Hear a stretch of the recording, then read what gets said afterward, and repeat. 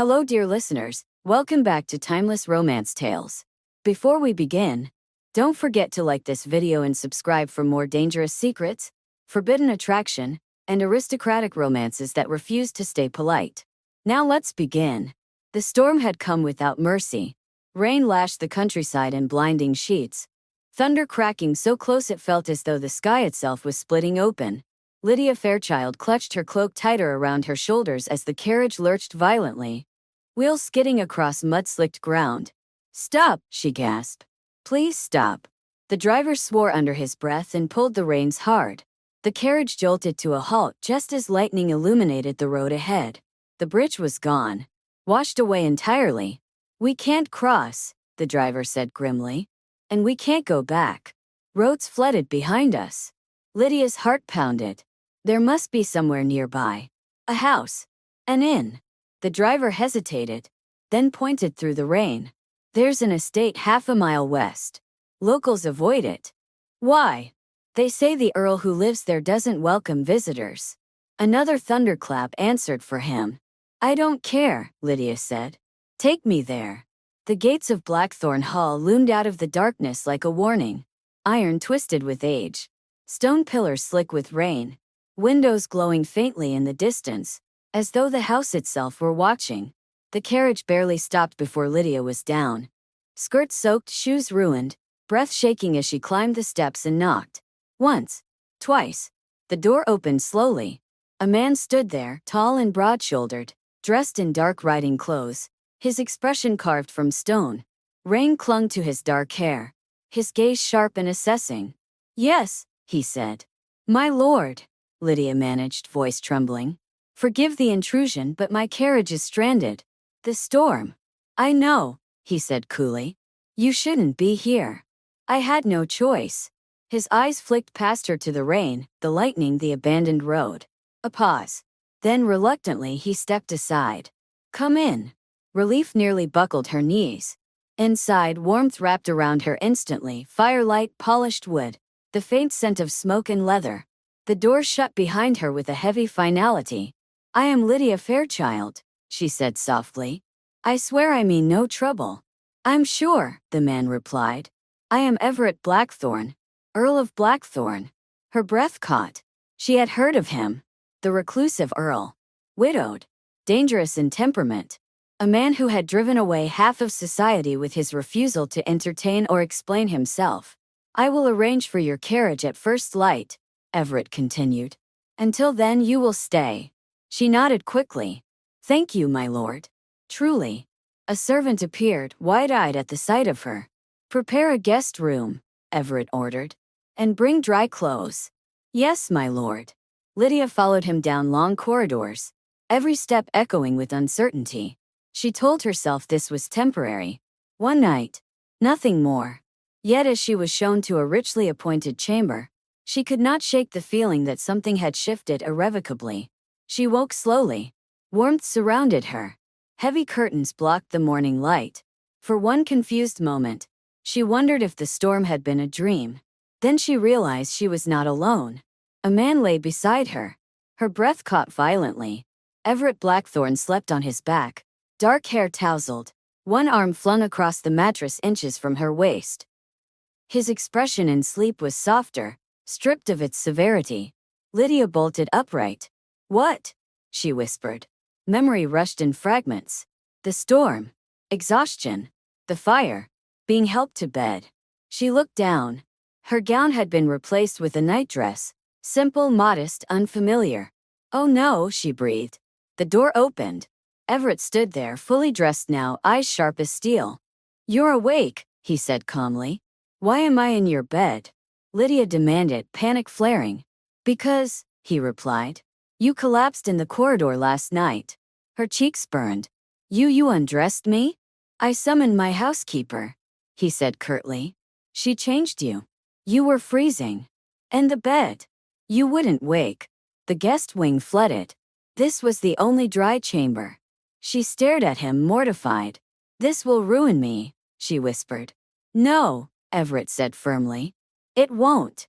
She laughed weakly. "You underestimate society." "I don't answer to society." That may be true for you, she snapped. But it isn't for me. Silence stretched. Then Everett said quietly, "You are safe here." "And after?" she asked. His jaw tightened. "That depends." The days that followed were tense. The storm worsened. Roads remained impassable. Lydia stayed. Servants whispered. Everett watched her constantly, not with desire but vigilance. "You think I'm dangerous?" she accused one afternoon. "I think you're frightened," he replied. "Because I should be." "No," he said.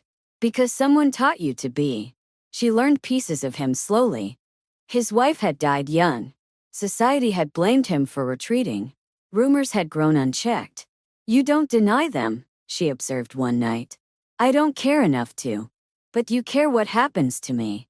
His gaze lingered. "Yes." The danger arrived in a letter.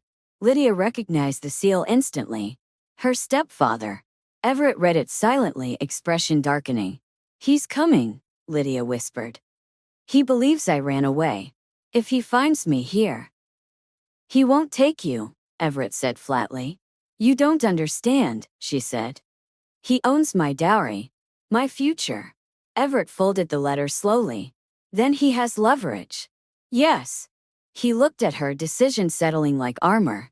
"Then we remove it." She frowned. "How?" "I will marry you." Her breath left her body entirely. "My lord." "I will not explain myself to him. Or anyone. You will be under my protection permanently." "You don't love me," she said. "No," he admitted. "But I respect you. And I will never harm you." "That's not the same." "No," he said quietly. "But it's a beginning." Her stepfather arrived at dawn 2 days later. He did not get past the gates. The marriage was announced that afternoon. By evening, Lydia Fairchild was Lydia Blackthorne. The vows were spoken privately. No audience. No spectacle. Just truth. That night, she stood before Everett in the firelight. "This doesn't have to be real," she said softly. "It already is," he replied. He kissed her then, slow, deliberate, reverent. Not claiming. Choosing. Love came later. And shared silence. And protection freely given. In the way he always stood between her and the world. One night, months later, Lydia whispered, "I only wanted shelter." Everett smiled faintly. "And you found a home." She had sought refuge from a storm. Instead, she had found a man who refused to let her face the world alone. In the weeks that followed, Lydia learned what it meant to be truly protected. Not guarded like a possession, nor hidden away like a secret, but defended with quiet certainty. Everett never announced his authority. He simply exercised it. Invitations that once arrived daily stopped altogether. Visitors who lingered too long found polite excuses made on their behalf. Her stepfather's name was never spoken again within the walls of Blackthorne Hall. One evening, Lydia finally asked, "What did you say to him?" Everett didn't look up from the papers he was reviewing. "I reminded him that my patience is far more limited than my influence." She studied him, the calm way he spoke of power that had once terrified her. "And if he tries again?" "He won't," Everett replied. "Men like him only threaten when they believe they can win." She exhaled slowly. "You changed my life." He met her gaze then. "So did you." Their marriage remained quiet in its beginnings. There were no grand declarations, no public displays meant to convince others of affection that had not yet fully bloomed. Instead, intimacy grew in smaller moments. In the mornings, when Everett lingered beside her chair at breakfast just long enough to brush her shoulder. In the evenings, when Lydia read aloud near the fire and he listened without interrupting, his attention fixed entirely on her voice. In the way he always waited for her before entering a room, as if unwilling to proceed without her beside him. One night, unable to sleep, Lydia found him standing on the terrace, staring out into the darkened grounds. "You're thinking too loudly," she said softly. He turned. "I was wondering whether you regret staying." She crossed the stone floor and joined him. "I regret believing I was ever meant to survive on my own." His expression shifted, surprise giving way to something deeper. "You never had to be alone," he said quietly. "I did," she replied. "Until you." Silence settled between them. Heavy but not uncomfortable. When he reached for her hand, it was instinctive now. Familiar. Earned. I didn't intend to keep you, Everett said. That first night. I only meant to keep you safe. And now, she asked. Now, he said, drawing her closer. I intend to keep you because I want to. Her heart stuttered. That sounds dangerously close to love. His thumb brushed her knuckles. It feels dangerously close to it. The realization did not arrive all at once. Love did not strike like lightning, nor did it announce itself with passion that overwhelmed reason. It settled instead, steady, unshakable, rooted in trust. In the way Everett never dismissed her thoughts. In the way Lydia never doubted his presence. In the way the storm that had once driven her to his door no longer frightened her when thunder rolled across the hills. One evening, months later, Lydia stood in the same corridor where she had once fled in terror. The candles burned softly now. The manor was peaceful. Everett joined her, following her gaze. You were afraid here, he said. Yes, she admitted. I thought my life would end if I stayed.